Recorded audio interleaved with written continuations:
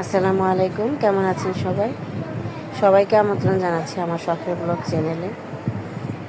আর আজকে আমি আপনাদের সাথে শেয়ার করছি একটি স্ট্রিট ফুড ভুট্টা ভুট্টা পোড়া, কিন্তু খুবই স্বাদ লাগে আমার কাছে। আপনাদের কাছে কেমন লাগে জানি না। আমি কোথাও গেলে আমার চোখের সামনে যদি পড়ে যে কেউ ভুট্টা পাচ্ছে, পোড়া দিচ্ছে, আমি অবশ্যই কিনে খাই।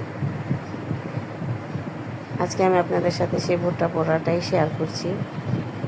বাজার থেকে আমি কিছু ভুট্টা কিনে আনছি। আর এই ভুট্টাটা কিন্তু একেবারে বাড়তি না, বিচিগুলো হালকা নরম নরম আছে,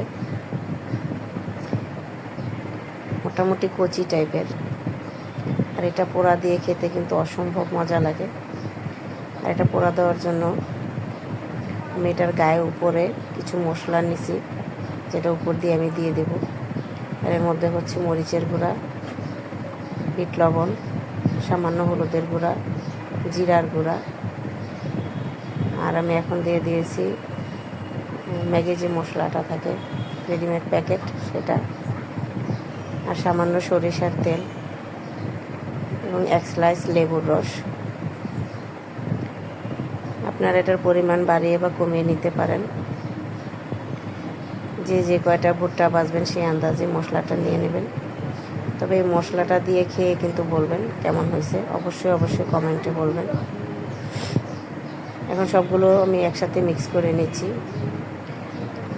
তারপরে মশলাটা ভুট্টার গায়ে আমি লাগিয়ে নিচ্ছি। এই জন্য আপনারা একটা ব্রাশও ব্যবহার করতে পারেন।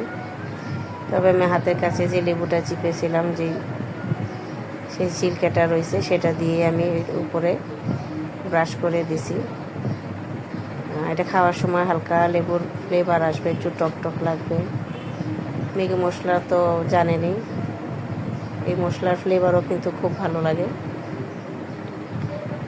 পুরোটার গায়ে মশলাটা প্রলেপ দেওয়ার পর এখন আমি গ্যাসের চুলায় পুড়িয়ে নেব। যেহেতু বাসায় কয়লা নেই, দোকানে তো অবশ্য কয়লার মধ্যে পোড়ায়, সেখানে একটা ধোঁয়ার বা কয়লার আগুনের ধোঁয়ার একটা গ্রান আসে, সেটা পাওয়া যাবে না। তবে আমি 100% দিয়ে বলতে পারবো, এইভাবে যদি ভুট্টা পোড়া দিয়ে খেয়ে খান, আপনারা কখনো বাজার থেকে কিনে খাবেন না, বাসায় তৈরি করেই খাবেন।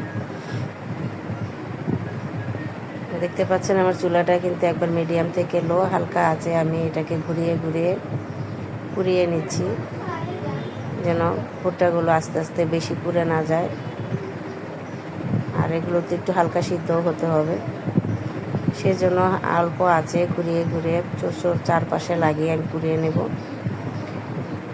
পুরানো হয়ে গেলে যে দেখতে পাচ্ছেন হালকা কালার আসছে। আর মাঝে মাঝে কিন্তু সেই মশলাটা আবারও এর উপরে লাগিয়ে দিচ্ছিলাম।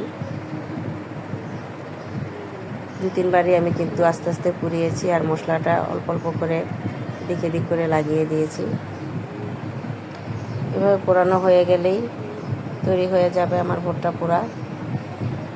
আমার ঘরে কিন্তু এটা আমি খুবই পছন্দ করি, যে যতদিন পর্যন্ত ভুট্টা কিনতে পাওয়া যায় আমি ততদিন পর্যন্ত এভাবে কিনে এনে ভুট্টা পোড়া দিয়ে বাসায় তৈরি করে খাই। আপনাদের আমার রেসিপিগুলো কেমন লাগলো অবশ্যই কমেন্টে জানাবেন। ধন্যবাদ সবাইকে আমার পাশে থাকার জন্য, এবং আমার পেজটা অবশ্যই আপনারা লাইক এবং কমেন্ট করে এবং ফলো করে রাখবেন, যেন ভবিষ্যতে সবগুলো রেসিপি আপনারা পেতে পারেন।